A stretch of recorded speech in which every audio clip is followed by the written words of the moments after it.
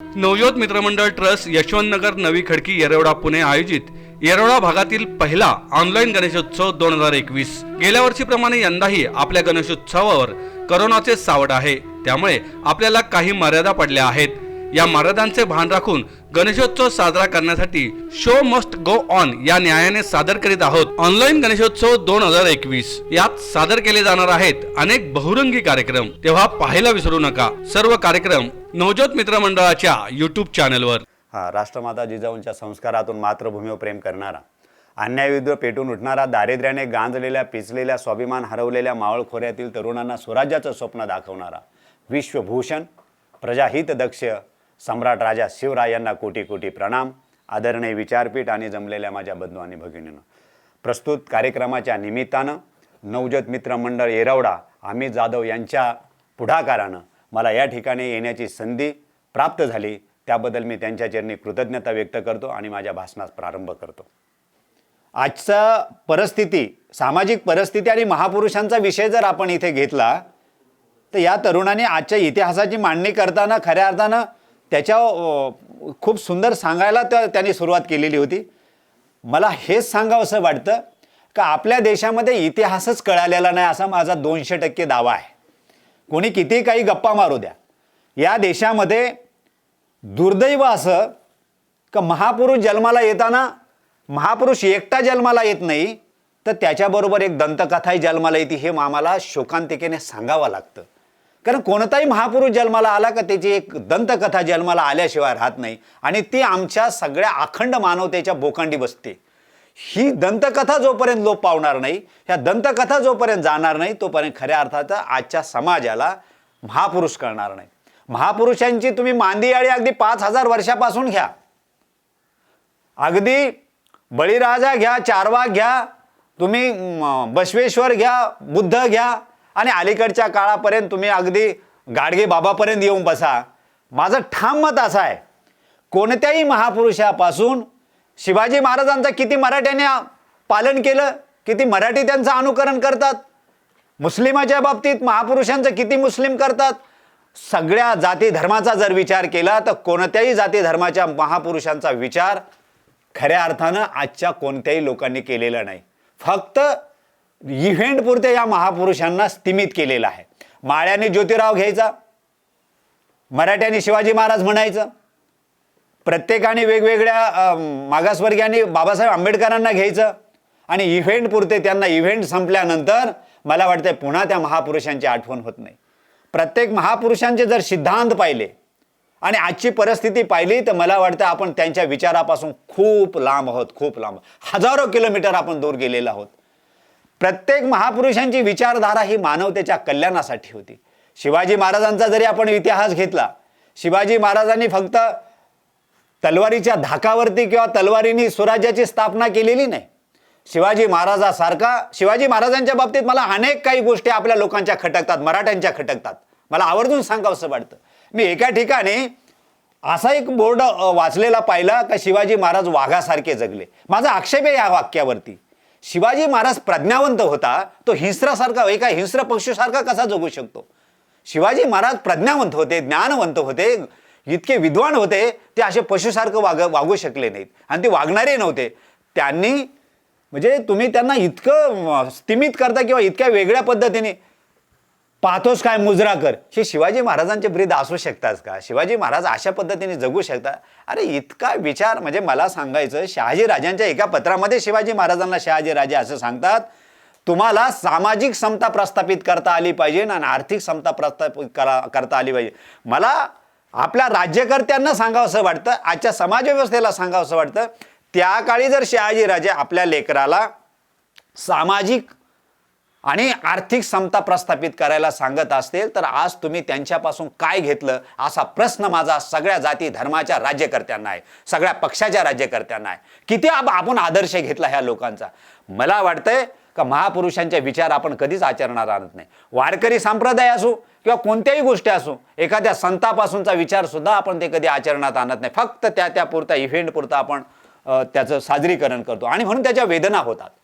कोणत्याही महापुरुषांच्या बाबतीत त्याचं विकृतीकरण करायचं आणि म्हणून मी इतिहासाच्या बाबतीत शिवाजी महाराजांनी इतिहासाची मांडणी कशी केली, शिवाजी महाराजांना लोकांनी निवड इतिहासापुरता सीमित केला. मी सांगतो, जगात एकमेव असा राजा घडला का जगातल्या सगळ्या लोकांपेक्षा, राजांपेक्षा शिवाजी महाराजांचा इतिहासापेक्षा भौगोलिक अभ्यास जास्त होता.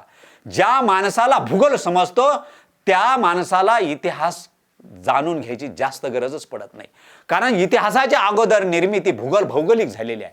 इतिहासापेक्षा भूगोलाला महत्त्व शिवाजी राजांनी दिलेलं आहे. शिवाजी महाराजांच्या आयुष्यामध्ये भौगोलिक वातावरण किंवा भौगोलिक निर्मिती जर शिवाजी महाराजांना जाणून घेतली नसती तर मला वाटतं शिवाजी महाराजांना इतिहासच घडवता आला नसता. आणि म्हणून शिवाजी महाराजांच्या आयुष्यामध्ये भौगोलिक वातावरणाला सगळ्यात महत्त्व आहे. आणि अशाच पद्धतीने सगळ्या महापुरुषांची मांडणी आहे. शिवाजी महाराजांच्या 2-3 गोष्टी सांगून मी पुढे जाणार आहे. शिवाजी महाराजांच्या इतिहासाचा जर आपण अभ्यास घेतला तर लोक काय, आजची परिस्थिती आणि शिवाजी महाराजांच्या परिस्थिती मला सांगायचं वाटतं. आजच्या परिस्थितीमध्ये आम्ही अभ्यासक मला वाटतं इतके खोटेरडे आहोत, इतके नाटकी आहोत, इतके नौटंकी आहोत. कारण त्याचं असं आहे, आम्ही भूतकाळाचा शोध घेतो, वर्तमान काळाचा बोध घेतो आणि भविष्याचा वाद करतो. हे आमचं संशोधन आहे. शिवाजी महाराजांचं संशोधनाचा जर मी अभ्यास केला तर मला शिवाजी महाराज असे वाटले आणि शिवाजी महाराजांची अशी सिद्धांत होता आणि ते संचित घेऊनच ते जन्माला आले. ते कधी भूतकाळाचा त्यांनी शोध घेतला नाही, ते बोध घेत होते. जगामध्ये असा राजा घडला का त्यांनी भूतकाळाचा बोध घेतला, वर्तमान काळाचा शोध घेतला आणि भविष्याचा वेध घेतला, म्हणून जगाचा सम्राट झाला. इतकी मोठी कार्य शिवाजी महाराजांनी केलेलं आहे. हे सांगायला लाजा वाटतात का आजच्या लोकांना? आणि आम्ही काय करतो, आम्ही भूतकाळाचा शोध घेतो, वर्तमान काळात वाद घालतो आणि भविष्याचा वाटोळ करून टाकतो. भविष्य संपतं, आपल्या लेकरांचं भविष्य संपून जातं. आणि म्हणून शिवाजी महाराज समजून घ्यायचे असेल, शिवाजी महाराजांच्या महापुरुषांचे विचार समजून घ्यायचे असेल आजच्या समाज व्यवस्थेला, सगळ्या जाती धर्माच्या लोकांना, तर शिवाजी महाराजांचा सर्वात मोठा जो गुण आहे, भूतकाळाचा बोध, वर्तमानाचा शोध आणि भविष्याचा वेध, हा सर्वश्रेष्ठ आहे. आणि शिवाजी महाराजांनी आपल्या आयुष्यामध्ये ह्या व्यवस्थेला भूगोलाचं वस्त्र दिलं आणि इतिहासाचं शास्त्र दिलं. आणि म्हणून खऱ्या अर्थानं शिवाजी महाराज सम्राट होऊ शकले, जागतिक कीर्तीचे सम्राट झाले. आणि म्हणून शिवाजी महाराजांच्या इतिहासामध्ये जर परकीयांच्या ह्याच्यामध्ये नोंदी पाहिल्या तर शिवाजी महाराज सम्राट असा उल्लेख आहे. एकही भारतीय सम्राट कोणी लावत नाही. आणि म्हणून मला वाटतंय आजच्या सगळ्या तरुण पिढीने शिवाजी महाराजांच्या पुढे सम्राट या शब्दाचा वापर केला पाहिजे. ह्याच पद्धतीने तुम्ही शिवाजी महाराजांच्या अलीकडच्या सगळ्या महापुरुषांची मांदी येळी घ्या. अण्णाभाऊ साठे असेल, डॉक्टर बाबासाहेब आंबेडकर असेल. मी तर सातत्याने सांगतो लोकांना, या देशाचं वाटोळं जर मला वाटतं राज्यकर्त्यांनी केलं नाही, आपल्या समाजाने केलं नाही, मला वाटतं आमच्यासारख्या अभ्यासकांनी आणि साहित्यिकांनी वाटोळं केलं असं मला छाती ठोक सांगावंसं वाटतं. याचं कारण असं आहे, आम्ही महापुरुषांकडनं, आमच्या या अभ्यासकांना, साहित्यिकांनी नेमकं काय घेतलं याचा मला सातत्याने प्रश्न पडतो. जर आम्हालाच काही कळालं नसेल तर आम्ही समाज व्यवस्थेला सांगणार काय आणि समाज शिकणार काय? आणि म्हणून मला वाटतं साहित्यिकांनी खऱ्या अर्थानं महापुरुषांच्या याच्या प्रत्येक गोष्टीचा बोध घ्यायला पाहिजे. काय सांगितलंय त्यांनी, त्यांना काय म्हणायचंय, जोपर्यंत तुम्हाला दिसणे आणि पाहण्यातला याचा अर्थ कळणार नाही, त्याचं मर्म कळणार नाही, तोपर्यंत इतिहास कळत नाही. दिसणे आणि पाहण्यातला फरक शिवाजी महाराज सातत्याने सांगायचे. शिवाजी महाराजांच्या आरमाराच्या बाबतीत मला एक गोष्ट सांगावीशी वाटते, जाताना जगातल्या इतिहासाचा जर शोध घेतला तर जगातल्या अनेक लोकांचे आरमार जहाज समुद्रात बुडालेले आहेत, पण शिवाजी महाराजांचा असं एक उल्लेख नाही का जहाज पाण्यात डुबलेला आहे. याचा विशेष असा आहे का शिवाजी महाराजांच्या ज्या ज्या गोष्टी आरमाराच्या लढाया होत्या त्यावेळेस पाण्याच्या गतीवरनं, त्यांनी लाटेच्या वरनं त्याचा अंदाज बांधून आरमार आतमध्ये सोडलेला आहे. याचं कोणी सांगत नाही सातत्याने. कारण त्याचं असं आहे, जगातला पहिला राजा होता का समुद्राच्या लाटावरनं वाऱ्याची गती सांगणारा किंवा लाटाची गती सांगणारा. म्हणजे किनाऱ्यावरती त्या वाऱ्याच्या गतीने पानं किती हलतात त्याच्यावरनं लाटाचा अंदाज बांधायचा आणि मग आपलं जहाज समुद्रामध्ये त्या लढाईसाठी सोडायचं. इतका सखोल भौगोलिक अभ्यास असणारा हा राजा. परंतु आजच्या आपल्या लोकांनी त्यांच्यापासून काही घेतलेलं नाही आणि जे घेतलं ते द्वेष, सूड आणि एकमेकाचा खून करणार किंवा समाज व्यवस्थेमध्ये द्रोह कसा पसरेल अशी परिस्थिती घेतली. डॉक्टर बाबासाहेब आंबेडकरांच्या बाबतीत असं झालं. एका विशिष्ट समाजाला असं वाटतं का बाबासाहेब आमचेच आहेत, मराठ्यांना वाटतं शिवाजी महाराज आमचेच आहेत, पण मला असं ठामपणे सांगावंसं वाटतं, महापुरुष कोणत्या एका जातीचा आणि धर्माचा असू शकत नाही. ते अखंड मानवतेच्या कल्याणासाठी जन्माला आलेले आहे. अखंड मानवतेसाठी त्यांनी आयुष्य झिजवलेलं आहे. आणि मला वाटतंय अखंड मानवतेच्या कल्याणासाठी जी माणसं काम करतात ती सर्वसमावेशक भूमिका, सर्वसमावेशक काम करतात. आणि म्हणून खऱ्या अर्थानं मानवतेच्या कल्याणासाठी जी जी महापुरुषांनी आपलं आयुष्य व्यतीत केलेलं आहे, त्यांचा आदर्श, त्यांच्या विचारांचा, आचारांचा आपण खऱ्या अर्थानं पालन केलं पाहिजे. परंतु या देशामध्ये वाईट याचं वाटतं, आम्ही व्यक्तिपूजक होतो. मला त्याच्या वेदना होतात. मी ह्या मताचा माणूस आहे, या देशातल्या कोणत्याही महापुरुषांची व्यक्तिपूजा करण्यापेक्षा त्यांची विचाराची पूजा व्हायला पाहिजे. आणि तीच खऱ्या अर्थानं मला वाटतं श्रेष्ठ पूजा ठरेल. त्यांच्या आचार विचाराचा खरा आपण त्यांचे पालन करते ठरू. कारण आपण त्या विचारांपासून खूप लांब जातो.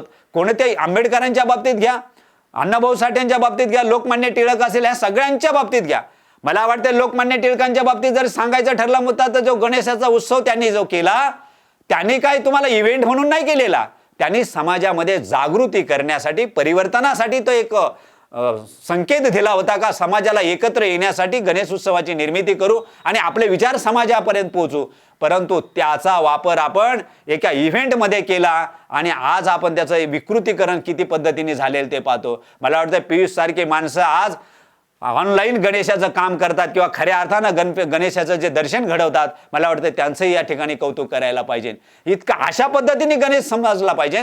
प्रत्येक महापुरुष किंवा प्रत्येक विचारधारा अशा पद्धतीने समजली पाहिजे. आणि मला सगळ्यात महत्त्वाचं सांगावंसं वाटतं का ज्या महापुरुषांनी आपलं आयुष्य मानवतेच्या कल्याणासाठी जर व्यतीत केलं असेल आणि त्याच मानवतेचा गळा घोटण्याचं काम जर इथले प्रत्येक धर्म करत असेल, तर अशा धर्माला पायाखाली तुडून येऊन वर यायला पाहिजे या समाज व्यवस्थेने, असं मला छातीठोकपणे सांगावंसं वाटतं. कारण जो धर्म मानवतेचा गळा घोटत असेल, ज्या महापुरुषांची तुम्ही त्या मानवतेच्या कल्याणापासून त्यांची फारकत करणार असाल, त्या महापुरुषांना धर्माच्या ह्याच्यामध्ये चौकटीत तुम्ही ठेवणार असाल, तर मला वाटतं उद्याच्या काळात इतका द्रोह पसरेल आणि मानवतेची हानी होईल, मानवतेचा खून होईल आणि या देशामध्ये विद्रोह माजेल.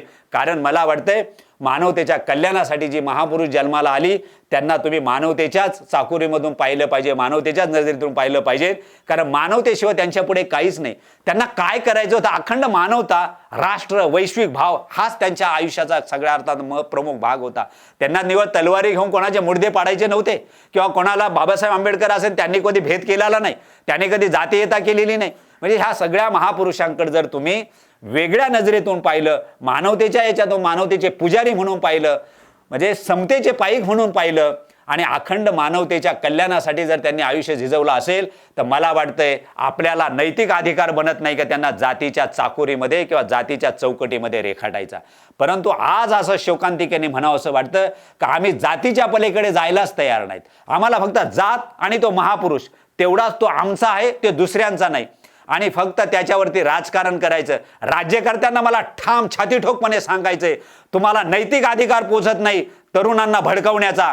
तुम्हाला मी पुन्हा एकदा सांगतो, जर तुम्ही हे पाप कधी करणार असाल का महापुरुषांना जातीच्या चौकटीत कोंडून तरुणांना जर दिशाहीन करत असाल, तर तुम्हाला हा काळ माफ करणार नाही, ही समाज व्यवस्था माफ करणार नाही आणि नीती कधी तुम्हाला सोडणार नाही. कारण उद्याची आमची लेकरं 18 पगार जातीचीच काय, पण मला वाटतंय सगळ्या जाती धर्माची लेकरं बिघडतील आणि या देशाचाच काय पण सगळं वैश्विक विध्वंस व्हायला कारण ठरताल. आणि म्हणून सगळ्या जाती धर्माच्या राज्यकर्त्यांना माझा या वाक्याकडे लक्ष द्या. तुम्ही माझ्या या विचाराकडे बारकाईने तुम्ही लक्ष ठेवा.